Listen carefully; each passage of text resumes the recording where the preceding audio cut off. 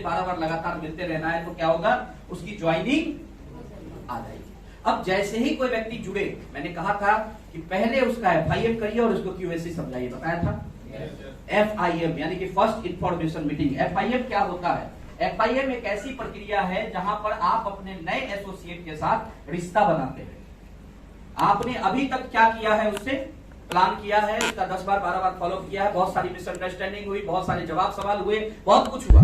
अब वो जुड़ गया है तो अब एक बार नए सिरे से आपको उसके साथ एक बाउंडिंग बनानी होगी, रिलेशन बनाना होगा, क्योंकि हो सकता है फॉलोअप में थोड़ी बहुत गर्मा गर्मी भी हुई हो। यस और नो? तो अब आप काम अगर उससे चाहते हैं करना तो उसके साथ रिश्ता बनाना होगा। तो असली जो प्रक्रिया है रिश्ता बनाने की है FIM, फर्स्ट इंफॉर्मेशन मीटिंग। अगर एक व्यक्ति आज जुड़ा, उसके 24 घंटे के अंदर आप उससे जब मिलते हैं तो आप उसके साथ रिश्ता बनाते हैं। FIM उसको जानने का और खुद का परिचय कराने का सबसे अच्छा माध्यम है। FIM में कई बार हम जब जाते हैं उस लीडर के पास तो हम उसे जान पाते हैं। अगर हम किसी और के फॉलोअप पे बार बार जा रहे थे तो हम तो उसको नहीं जानते हैं, लेकिन जब वो जुड़ा, हम उसके साथ बैठते हैं तो हम जान पाते हैं कि इसके साथ हम कितना बड़ा बिजनेस कर सकते हैं। बातचीत से पता चलता है। यस और नो? और वो भी आपको अच्छे से फिर जान पाता है, आपके बारे में, आप कहां से हैं, क्या करते हैं, आपका जीवन कैसा है, आप कैसे लीड, सब कुछ वो जान पाता है। FIM जैसी होगी उसकी वैसी ही राय बनेगी, सिस्टम को लेकर, कंपनी को लेकर और आपको लेकर। FIM अगर तगड़ा वाला हो गया तो वो सिस्टम और कंपनी को लेकर बढ़िया राय बना लेगा, और FIM साधारण हो गया तो साधारण राय बनाएगा। इसीलिए मैं हमेशा कहता हूं जो लोग सीनियर हैं, gold, pearl, topaz, emerald, ruby, diamond जो भी है, मैं हमेशा कहता हूं अगर जितने ऊपर के लीडर जाकर FIM करे किसी का तो उतना अच्छा हो। सही है? FIM के बिना नया आदमी ऐसे महसूस करता है जैसे पहले दिन हम स्कूल गए थे और महसूस किया था, वैसा वो महसूस करता है अगर उसका FIM नहीं किया जाए। बहुत सारे लोग डीडी निकालने में इतने मशगूल हो जाते हैं कि वो नए डीडी का फिर FIM कभी नहीं करते, और FIM नहीं करते तो होता क्या है, एक तरफ से उससे लाते जाते हैं और दूसरी तरफ से टीम मरती जाती है। टीम में संख्या है, गिनती 20 की है, चलता उसके साथ कोई नहीं है, वो अकेला ही चल रहा है, कारण उसने किसी का FIM प्रॉपर तरीके से नहीं किया, न करवाया। तो FIM बहुत आवश्यक है। FIM का काम है कि जैसे छोटे बच्चे को देखभाल के लिए टीका लगाया जाता है पैदा होते ही, जैसे ही बच्चा पैदा होता है देखना उसको ढेर सारे टीके लगा दिए जाते हैं। क्यों? क्योंकि बहुत कोमल होता है, बहुत मासूम होता है, बहुत सेंसिटिव होता है, उस वक्त उस पर किसी भी तरह के वायरस का असर हो जाएगा। यस और नो? तो उस वक्त उसको क्या किया जाता है, डॉक्टर कई सारे टीके लगा देता है ताकि वो सिक्योर हो जाए और उस पर किसी तरह के वायरस का असर ना हो। छोटा बच्चा बहुत सेंसिटिव होता है, देखना गर्मी में भी अगर वो पैदा हुआ है तो उसको कंबल और शॉल में लपेट के रखा जाता है, क्योंकि उसके मौसम का हल्का सा बदलाव भी वो बर्दाश्त नहीं कर पाएगा, झेल नहीं पाएगा, इतना मासूम, इतना सेंसिटिव होता है। यस और नो? तो इस बिजनेस में जब कोई नया एसोसिएट हमारे साथ जुड़ता है तो उतना ही सेंसिटिव होता है कि वो ज्वाइन किया, और अगर FIM आपने सही से नहीं किया और उससे पहले वो किसी नए लोगों से मिल गया और नए लोगों ने उसको कह दिया तू भी फंस गया, तो भाई साहब वो वही मर गया। अब वो बिजनेस में आपको दिखाई नहीं पड़ेगा, ये एक लाइन से वो मर सकता, इतना सेंसिटिव होता है। बात समझ पा रहे हैं? यस। तो इसलिए क्या करना होता है, उसको तुरंत जो है FIM करना होता है। इससे पहले कि वो बिजनेस के बारे में किसी से मिले, आप जाकर सिस्टम की बारीकियों को उसको समझाइए। जब आप जुड़ा आज और कल सुबह सुबह आप अपने अपलाइन के साथ वहां पहुंच गया, आपके अपलाइन ने, आपने मिलकर उसको समझाया, बधाई दी, बिजनेस के विस्तार के बारे में बताया, बिजनेस के बड़े रूप के बारे में बताया और उसको समझाया कि सर आपको सबसे पहले कॉन्ग्रेचुलेशन कि आप इतने शानदार बिजनेस में हमारे साथ आए हैं। कोशिश करना है कि FIM में अगर पूरा परिवार बैठ सके तो और अच्छी बात है, क्योंकि ये बिजनेस फैमिली बिजनेस है। कई बार ऐसा होता है आप जाकर उसका FIM करा देते हैं, उस घर में वो वापस जाता है और घर में जाके पत्नी को कहता है सुनो जी दुख के दिन गए। पत्नी मुंह के पास आती है, बोलती है सुबह से पी के आए क्या? और उसके बाद पत्नी उससे जो बातचीत करती है वो पत्नी के बातचीत से डिमोटिवेट होकर खत्म हो जाता है बिजनेस।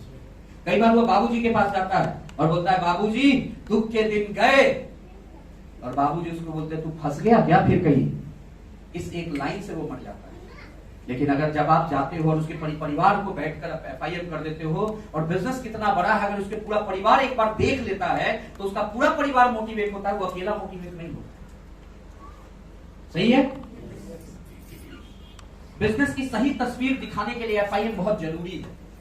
ये बिजनेस क्या है, कितना बड़ा है, कितना दूर तक आपको लेके जा सकता है, ये आदमी FIM में ही जानता है, FIM में ही सीखता है।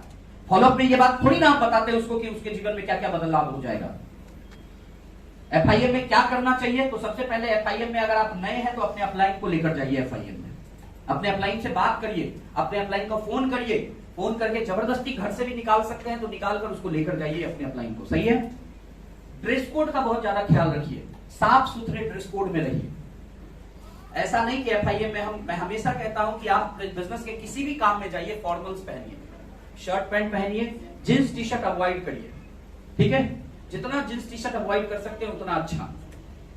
आपके पास जींस टी शर्ट है रखिए, लेकिन बाजार से 2-4 फॉर्मल शर्ट और पैंट खरीद लीजिए, सस्ते सस्ते में खरीद लीजिए। बिग बाजार और वी मार्ट और क्या क्या छोटे छोटे मॉल्स बहुत है, 200-300 में शर्ट मिलता है, 200-300 में पैंट मिलता है। यस और नो? ऐसे 3-4 पैंट शर्ट खरीद लीजिए और फॉर्मल्स में जाइए। फॉर्मल्स में आदमी कैजुअल से ज्यादा आप प्रोफेशनल लगता है।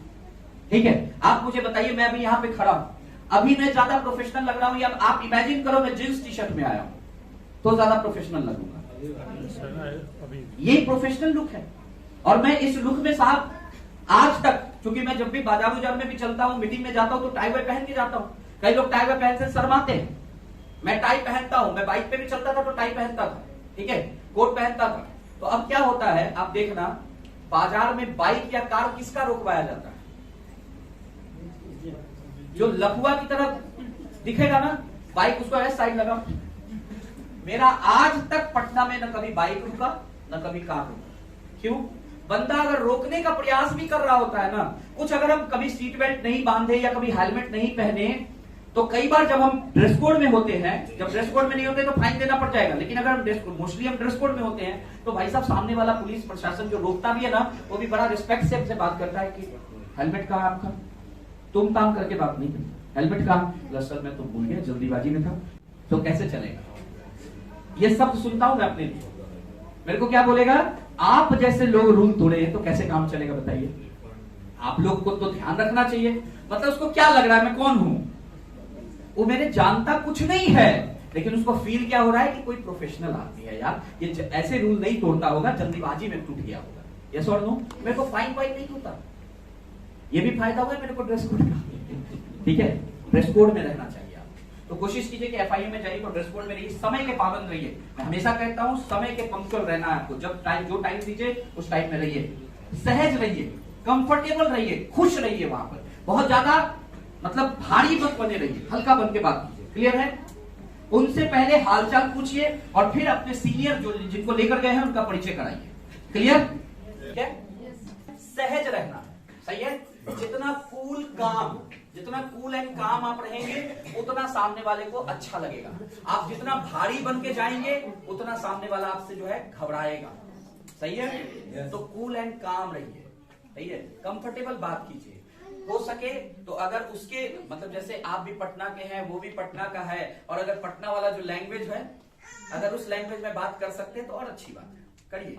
जरूरी नहीं है कि बहुत ज्यादा हम प्रोफेशनल तरीके से बात करेंगे तभी अच्छा है। दूसरी बात, जब भी सामने वाले किसी व्यक्ति से बात करिए, अगर वो उम्र में बड़ा है तो मैं एक सलाह दूंगा, आप करके पहले तो तुम ताम कभी करना नहीं चाहिए, सही है। दूसरा, अगर वो उम्र में बड़ा है तो आप उनके नाम के आगे सर लगा के बात कर सकते हैं। ठीक है? जैसे मान लीजिए राजेश नाम है और वो उम्र में आपसे 2 गुने है या किसी प्रोफेशनल पद पे है, ठीक है, तो भाई साहब यहां वो नए हो सकते हैं, लेकिन अपने फील्ड के तो खिलाड़ी आदमी है, तो वहां पर आप उनसे बात कर सकते हैं, राजेश सर ऐसा, राजेश सर वैसा, राजेश सर ऐसा, राजेश सर, इस तरह से आप बात करेंगे तो उनको पसंद आएंगे आप। सही है? तो इस तरह से आप करिए और जितना हो सके पूरे परिवार के साथ 40 से 45 मिनट के अंदर FIM को खत्म कर लीजिए। ठीक है? FIM में आपको करना क्या क्या है? FIM में आपको करना क्या क्या होता है? FIM में सबसे पहले इस बिजनेस का बड़ा रूप आप उसके पूरे परिवार को दिखाएं। FIM में हमें उस व्यक्ति को बिजनेस का सबसे पहले बड़ा रूप दिखाना है। FIM वो प्रक्रिया है जिस प्रक्रिया से आप सामने वाले व्यक्ति के अंदर इस बिजनेस को करने का जुनून पैदा कर सकते हैं। फॉलोअप के माध्यम से आपने उसको ज्वाइन तो करा लिया, लेकिन वो व्यक्ति इस बिजनेस को क्यों करे ये बताते हैं आप FIM के भीतर। FIM में अगर आपने उसको बिजनेस का बड़ा रूप दिखाया, यानी कि आप उसको किसी डायमंडशिप का वीडियो दिखाइए, आप उसको ये दिखाइए कि अगर वो इस बिजनेस को करते हैं तो उनके परिवार की जिंदगी को कितने हद तक इस बिजनेस से बदला जा सकता है, वो सब कुछ आप उसको बताइए। वो क्यों इस बिजनेस में जुड़े हैं इस कारण को आप उनसे समझिए कि सर आपने इस बिजनेस को क्यों करने का डिसीजन लिया। तो बताएगा कि यार मैं अपने बच्चों के लिए सोचा, या मैंने फला चीज के लिए सोचा, या मेरा सपना है अपना घर बनाना, या मेरा सपना है अर्ली रिटायरमेंट का। तो कोई ना कोई वो चीज बताएंगे, तो उनको बताइए कि सर ये ड्रीम्स आप जरूर पूरे कर सकते हैं, इसके लिए बस कुछ चीज करने की जरूरत है। और उसको क्या करना है, तुरंत लिस्ट बनाने के बात को बताना है। उसको बोले सर आप एक लिस्ट बना लीजिए, उनसे इमीडिएटली उनके हॉट लिस्ट का 10, 15, 20, 25 लोगों के हॉट लिस्ट का नाम लिखवाइए। और नाम लिखवाने के बाद उसको समझाइए कि सर अगर 7 दिन के अंदर आप 3 लोगों को इस बिजनेस में हमारे साथ ज्वाइन कराते हैं तो आप QSC बन जाते हैं, क्विक सिल्वर एक्सप्रेस। QSC बनने का क्या क्या बेनिफिट है ये उसको बता दीजिए। क्लियर हो गया? बात समझ में आ रही है? तो कभी भी तो नजर पड़ जाएगी तो कुछ तो अनुभव होगा उसको, तो इस तरह से इसको फायदा होगा। इस तरह से आप FIM कर लीजिए। क्लियर हो गया? FIM बहुत जरूरी है। तो ये 3 प्रक्रिया, पहला प्लान,